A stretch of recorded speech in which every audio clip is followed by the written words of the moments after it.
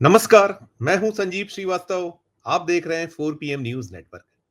मित्रों, सहारा समूह से देश भर के लाखों निवेशकों को अरबों रुपए वापस लेना है और इसे लेकर एक लंबी कानूनी लड़ाई निवेशकों द्वारा लड़ी गई थी, लड़ी गई है और लड़ी जा रही है।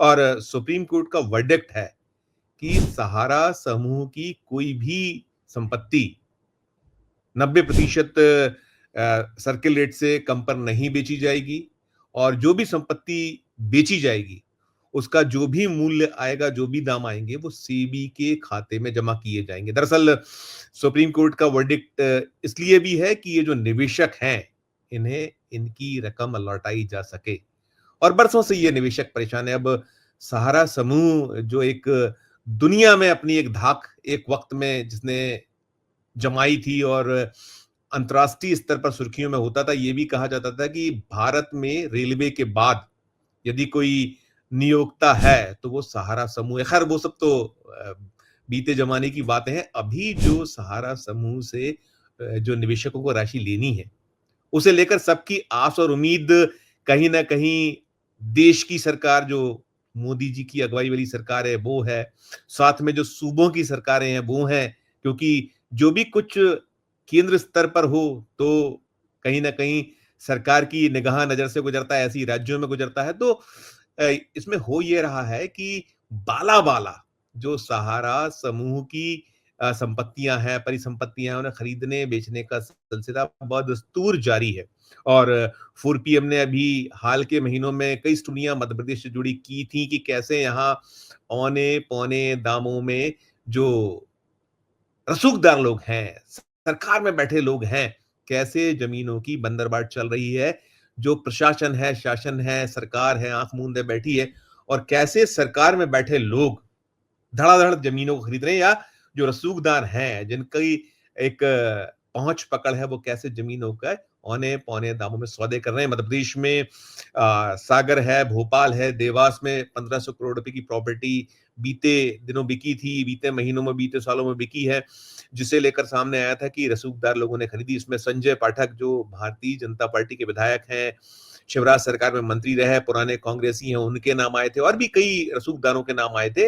लेकिन कुछ हुआ नहीं। ये उम्मीद सरकार से थी कि कहीं न कहीं राज्य की सरकार हरकत में आएगी, केंद्र की सरकार कहीं न कहीं जो निवेशक है क्योंकि चाहे प्रधानमंत्री नरेंद्र मोदी हों, उनकी जो सरकार है वो हो, उसके जो नुमाइंदे हैं या जो अफ़सरान हैं, तमाम बड़ी-बड़ी बातें होती हैं कि सबसे पहले यदि है तो वो गरीब सरकार के लिए प्रमुख है। मोदी जी तो हर अवसर पर बोलते हैं और वो कहते हैं सबका साथ, सबका विकास, सबका विश्वास, सबका प्रयास।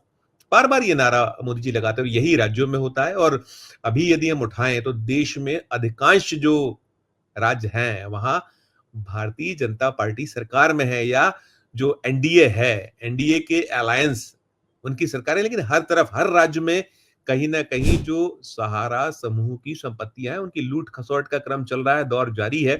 ऐसे ही मध्य प्रदेश में अब सामने एक नया मामला आया है और जिसे हमने कहा कि हमने भी पहले इसको रिपोर्ट किया है। यहाँ मध्य प्रदेश में 1500 करोड़ की जो ज़मीनों की बंदरबाट हुई थी या जो औने-पौने दामों में खरीदा गया था, उसको लेकर सारी की सारी कहानी ये की गई थी।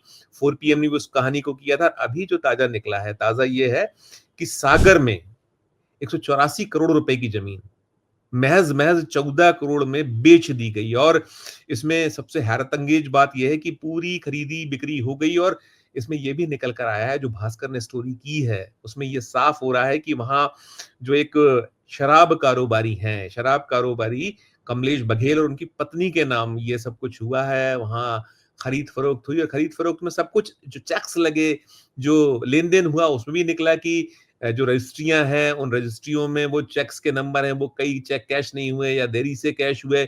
कुल मिलाकर बहुत बड़ा गड़बड़-झाला, गड़बड़ घोटाला उजागर हुआ है, नए सिरे से हुआ है और कहीं न कहीं ये निवेशक जो हैं, जो आस और उम्मीद बाँधे बैठे हैं, लगाए बैठे हैं कि उनकी खून-पसीने की कमाई सहारा समूह ने वो जो चिट फंड के नाम पर एक दौर में जमकर पैसा इकट्ठा किया था और लोगों को ठगा था, लोगों ने अपनी जीवन भर की कमाई लगाई थी क्योंकि बहुत जल्दी उस पैसे को दुगना करने की एक लालच दी गई थी या और भी जो लोभ थे वो दिए गए थे और इसकी जाल में निवेशक फँसते चले गए थे। और सहारा समूह का एक बहुत बड़ा अंपायर हिंदुस्तान भर में है, भारत में है, विश्व के कई अन्य देशों में भी है। लेकिन जो यहाँ हिंदुस्तान में चलता रहा है, जो हम देख रहे हैं अलग-अलग सूबों में, अभी मध्य प्रदेश में चल रहा है। मध्य प्रदेश में ये जो मामला है, इसमें निकल कर आ रहा है कि ये करीब वहाँ जो नेशनल हाईवे 146 है सागर में, वहाँ 97 एकड़ ज़मीन, ये 14.18 करोड़ रुपए में शिमांस डेवलपर के मालिक, राजनेता, शराब कारोबारी जो कमलेश बघेल हैं, उनकी पत्नी प्रतिभा सिंह बघेल को बेची गई है। और इस जो ये सागर से 8 किलोमीटर दूरी लोहरदगा में है, ये निकल कर आता है। और वैसे इसका बाजार मूल्य, अनुमानित जो मूल्य है 184 करोड़ रुपए, 184 करोड़ की जो जमीन है, सिर्फ और सिर्फ 14 करोड़ में बेच दिया जाना। और उसमें जो सबसे खास हम जो बता रहे हैं, सबसे खास बात यही है कि इसमें कहीं से कहीं तक जो सेबी को इसकी जानकारी तक नहीं है, क्योंकि जो सुप्रीम कोर्ट का वर्डिक्ट तो यही है कि 11 अगस्त 2016 को सुप्रीम कोर्ट ने ये जो सहारा समूह की देश भर की संपत्तियां बेचने को मंजूरी दी थी और 2 शर्तें उसमें लगाई थी। जैसा मैंने आपको पहले भी बताया कि पहली शर्त तो ये थी, कोई भी संपत्ति सर्किल रेट से 90% से कम पर नहीं बेची जाएगी। और दूसरी जो एक शर्त रखी गई थी कि बिक्री से मिली रकम, जो सेबी है, भारतीय प्रतिभूति व विनिमय बोर्ड, ये पूरा का पूरा इसका जो सहारा के साथ जॉइंट रिफंड खाते में जमा करना होगा। लेकिन निकल कर ये आ रहा है कि मध्य प्रदेश में जो ये हज़ारों करोड़ की ज़मीन है, जो ये बेच दी गई है औने-पौने दामों में, मतलब अरबों, करोड़ों करोड़ों अरबों की जो ज़मीन है, उसे कौड़ियों के मोल बेचकर, और वो जो पैसा मिला है, वो तक ना तो जमा किया गया है ये जो सेबी के खाते में, और ये जो जॉइंट अकाउंट है उसमें, और ना ही इसकी भनक है किसी को। तो ये दर्शाता या दिखलाता है कि कैसे सब कुछ चल रहा है। ये ऐसे तो हो नहीं सकता कि सारा कुछ एक प्रक्रिया होती है ज़मीनों को खरीदने की, बेचने की, उसे लेकर सारा कुछ होता है। तो क्या करता है प्रशासन, क्या करता है शासन, क्या सरकार की इसमें जो दायित्व है, उसकी जो ज़िम्मेदारियाँ हैं, वो क्या करती?